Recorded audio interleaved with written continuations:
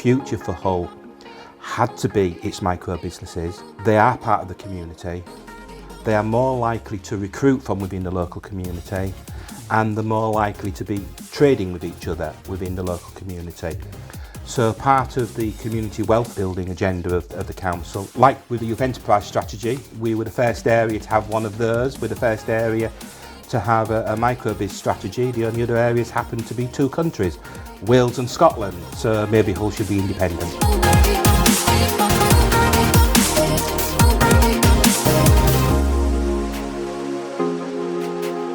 For too long, I think there has been people going around doing these wonderful business events, saying how much they've made and how they've got all these staff, when actually they've ceased to be enterprising. Yes. They're still running a business, but they themselves have stopped being enterprising. You know, it's become a process rather than, because enterprise to me, it's a philosophy, it's a deal, it's an understanding. And I think that was the one thing that was very sad for me in the last 2 years during the pandemic.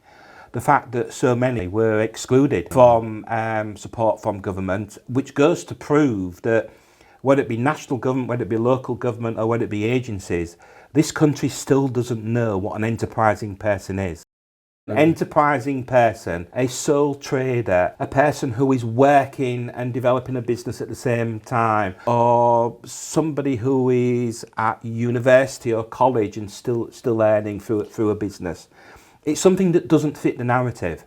I dedicate what we do in Hull now to the excluded, to make sure that those startups will never feel excluded again.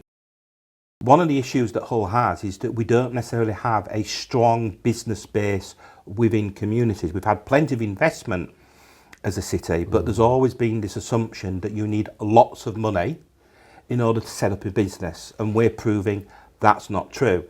It's also this business, you need a fast car, you need a computer, you need a website, and then there's the famous one, you cannot be successful unless you've got an office. And I think it's all about empowering people at the end of the day and accepting there will be failure.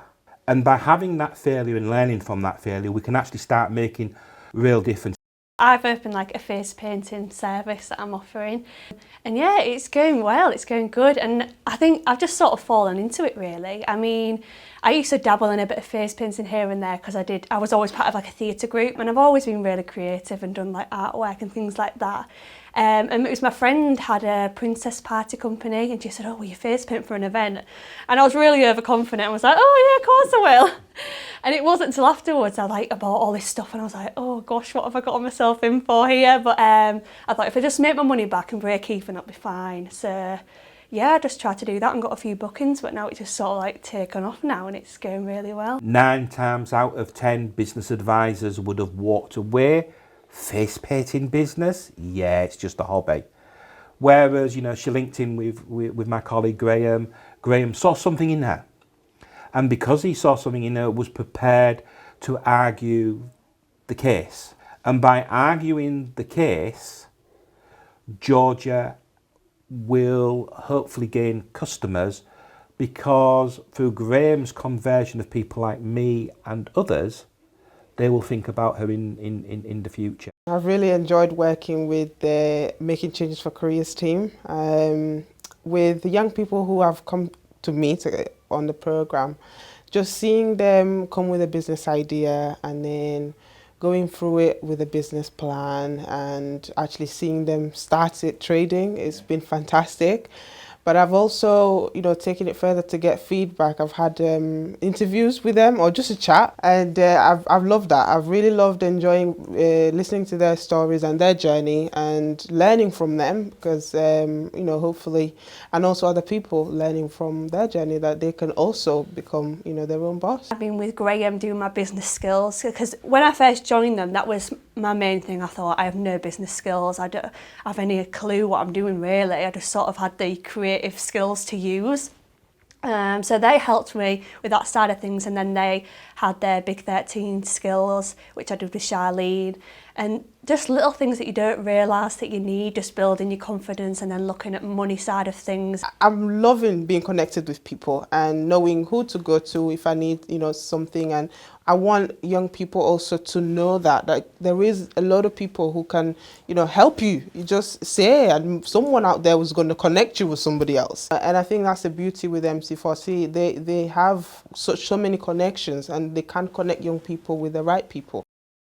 A lot of the people that I spoke to, they all said, going through the MC4C program, it helped them to build their confidence, because you go through the enterprising skills, which it helps you to have a positive mindset, money management, and just know how to manage your business, really.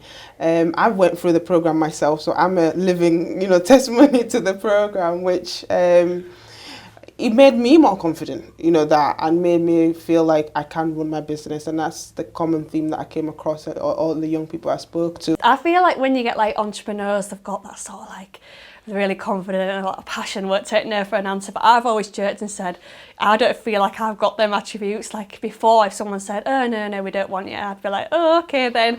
But I feel like it is growing, because if I look back and think of the things I've been doing just recently, I'd never imagined me doing those things, like just ringing companies and getting in touch and be like, excuse me, do you want a face paint? And really getting myself out there, whereas before I really wouldn't have done that. I was way too shy, but obviously doing the work with MC4C, and they've helped me grow my confidence. You are at the top at with your business, and so it can be lonely, and I think you talk through that on the MC4C program, how that it's not all glamorous at the top.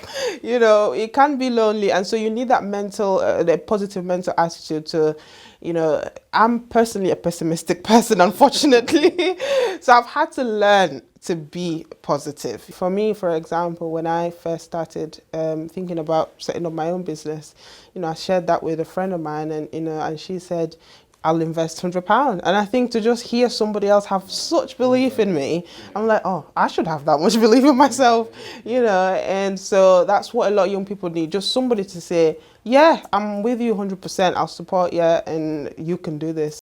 Recently, MC4C have asked me to be an ambassador, so that's really nice, because it's just helping to inspire other young people, because it's so scary. And I think, like I said previously, I think people just think to be an entrepreneur you've got to have all that confidence and be super determined, and I was really scared. And I think until I got that help from MC4C and then managed to grow not just my business but myself as a person. So yeah, just inspire those people and just make them realise that there is other lines, in terms of your career path. It's not just working a 9 to 5. If you've got a real passion for something and an idea, you definitely can grow it into your full-time job. It's one thing, maybe, the team from MC4C telling people that, oh, come on and we can help you. And it's another hearing from someone who's been through it and they're actually doing the business. And not only that, I think they've all got great ideas on how they can, advertise and promote the program and encourage other young people, to let them know that you're not alone. There is people who can help you. Having those ambassadors is going to be great,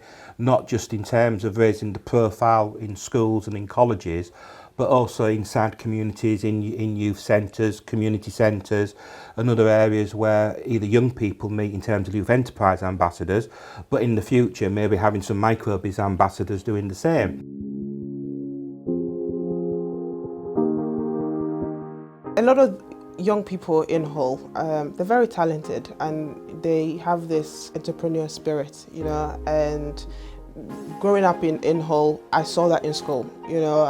I was one of those kids. You didn't get that you're doing the right thing. And I think that's what parents and schools and everybody need to, when the children or young people are showing that they want to be their own boss, let them know that they're doing the right thing. There's a lot of talent out there, and you don't always know that the talent's on your doorstep. If the talent's at the doorstep, use it.